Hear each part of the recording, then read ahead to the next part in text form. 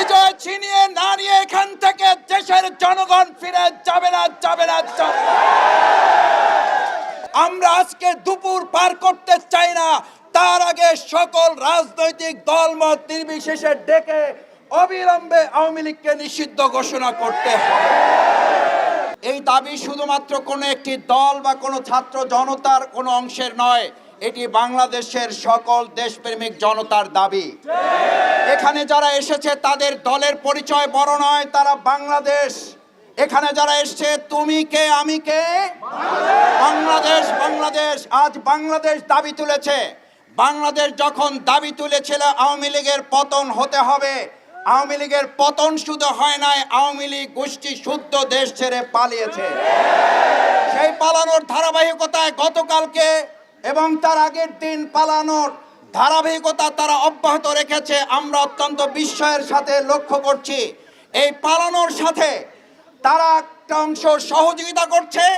আর আজ এখানে যখন আওয়ামী লীগ নিষিদ্ধের দাবি উঠেছে, কেউ কেউ এই গণতান্ত্রিক আন্দোলনকে দমিয়ে দেওয়ার জন্য ডানে বামে থেকে এখনো আমাদেরকে আটকে দেওয়ার অপচেষ্টা চালাচ্ছেন। এটা ভালো লক্ষণ নয়, এটা ভালো লক্ষণ নয়। আপনাদের মনে থাকা উচিত, জুলাই আগস্টে আপনাদের গুলি এবং বন্দুককে উপেক্ষা করে এই ছাত্র জনতা বিজয় ছিনিয়ে নিয়ে এসেছে। ওই দিন যারা বিজয় ছিনিয়ে নিয়ে এসে তারাই আজ এখানে এসেছে। বিজয় ছিনিয়ে না নিয়ে এখান থেকে দেশের জনগণ ফিরে যাবে না। আজ এখানে রাজনৈতিক দলের নেতা হিসাবে বাংলাদেশ জামাত ইসলামী আসে নাই। আমরা এসেছি এদেশের 18 কোটি জনগণের সকলের ঐক্যমতের ভিত্তিতে আমরা বাংলাদেশ আওয়ামী লীগের মতো গণহত্যাকারী একটা সংগঠনকে অতি সত্বর নিষিদ্ধ ঘোষণা করে এই ছাত্র জনতাকে নির্বিঘ্নে তার যার জায়গায় ফিরে যাওয়ার সুযোগ করে দিতে হবে।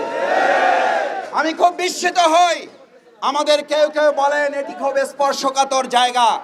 আমি আমার ভাই বোনদের কাছে জিজ্ঞেস করতে চাই, এই যমুনার জায়গাটি যেমন স্পর্শকাতর, আমাদের বাংলাদেশের প্রত্যেকটি নাগরিককে স্পর্শকাতর না তারা স্বাভাবিক জীবন? প্রত্যেকটি মানুষ স্পর্শকাতর। মানুষের জীবনকে অনিরাপদ করে শুধু একটা ভবনকে নিরাপদ করা যথাযথ নয়। এজন্য অন্তর্বর্তীকালীন সরকার তৈরি করা হয় নাই।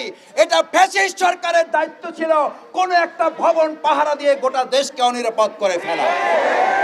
আজ আমরা পরিষ্কার একটা কথা বলতে চাই, এটা জনগণের দাবি।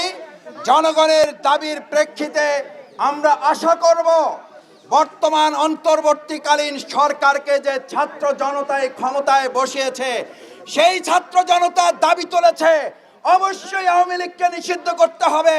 আমরা আজকে দুপুর পার করতে চাই না, তার আগে সকল রাজনৈতিক দলমত নির্বিশেষে ডেকে অবিলম্বে আওয়ামী লীগকে নিষিদ্ধ ঘোষণা করতে হবে।